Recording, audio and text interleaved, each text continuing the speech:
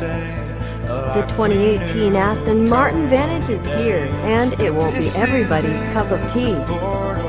Next year we'll see a brave new direction for Aston Martin's dedicated sports car, as it leaves the bow tie in the DB11 is for a much more youthful and aggressive look. The 2018 Vantage will also boast considerable upgrades to performance, chassis dynamics, and aerodynamics. Aston Martin's Vantage sports car has been motoring along nicely since it debuted in 2005, slowly evolving with the addition of a new engine and transmission every now and then. But the whole Aston Martin range has been accused of feeling a little samey, with a keen eye required to pick the old Vantage from the DB9 DT, or even the Vantage, really. It was a hell of a look, but perhaps only reached out in one direction. The same cannot be said of the new model. The 2018 Vantage is younger, sportier, sharper and more aggressive, and is launching in a radioactive line color the previous model wouldn't have been caught dead in.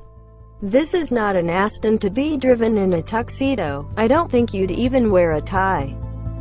This one's got class, but it's new money class. Open white shirt class. Take me out and drive me hard class. And for every $1 of class there's two of breathless boy raiser. It's going to ruffle some feathers about what it really means to wear that wing badge. And that seems to kind of be the point. Engine, powertrain, and performance. The new Vantage rocks a 4-liter AMG twin-turbo V8 that belts out a very healthy 510 PS, 503 HP, 375 kilowatts, and 685 Newton-meters, 505 pounds-feet of torque. It debuts with an 8-speed, close ratio ZF pedal shift auto. But 12 months down the track there'll be a manual as well for the spare of parts. AMG squeezes more than 570 horses out of the same engine unit, GTR. So there's an easy opportunity for a party model down the track. The 0 to 60 miles per hour, 96.5 kilometers per hour, sprint will be dispatched in a brisk 3.5 seconds. On the way to the top speed of 195 miles per hour, 314 kilometers per hour.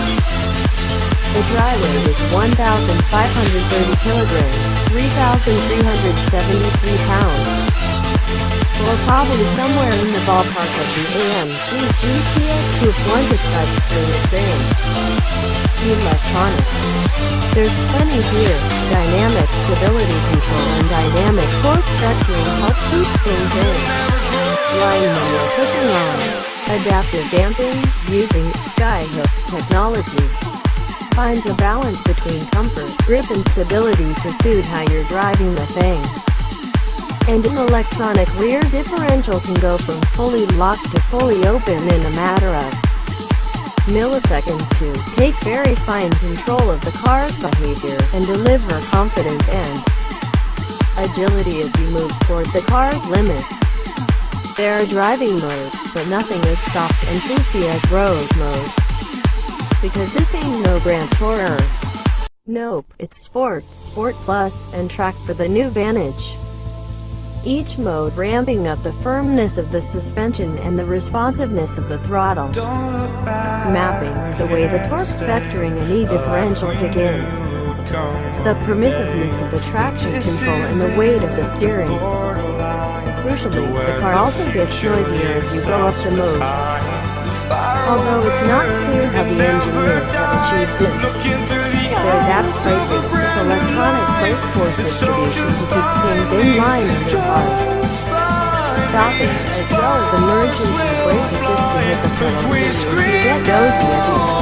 nosy at the aerodynamics. Aeroists take a big step forward on the new Vantage.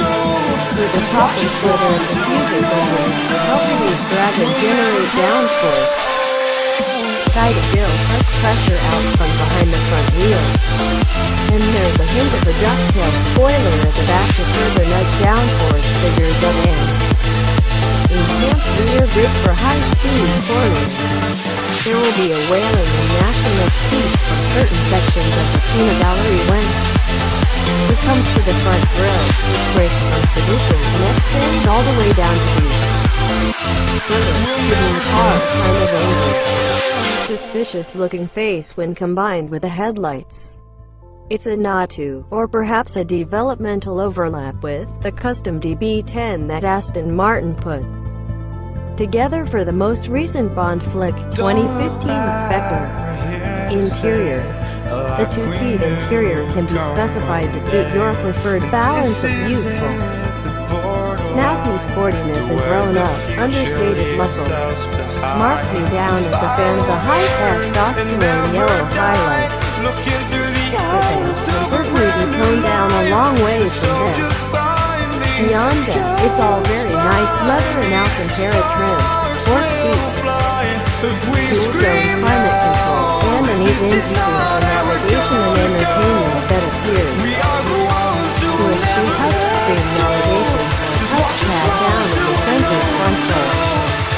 The whole thing is configurable with a raft of different options, from the functional Sports Plus seat, steering wheel upgrade, secure bling, embroidered headrest, clamped on the tread plate, colorful seatbelts and interior jewelry package that presumably jazzes up the dash. So there you have it, a brave new design for Aston Martin, leaving the downside behind in the DB11 and stepping out into pure sports car territory. It's a fairly radical departure from the old Vantage, the highest-selling Aston Martin ever had. Some 25,000 units, although you can certainly make it look a lot more adult-friendly with the silver grey paint job. Base retail pricing will be £120,900 in the UK, €154,000 in Germany, and $149,995 in the US. And deliveries will begin in Q2 next year. Enjoy the launch video below, which features repeated shots of predatory animals to emphasize sportiness, nose rings to emphasize impetuous, youthful nonconformity, and snarly sex play in which a girl appears to bite off her partner's fingers because he didn't let her overtake them on the racetrack. We've all been there, gripping stuff.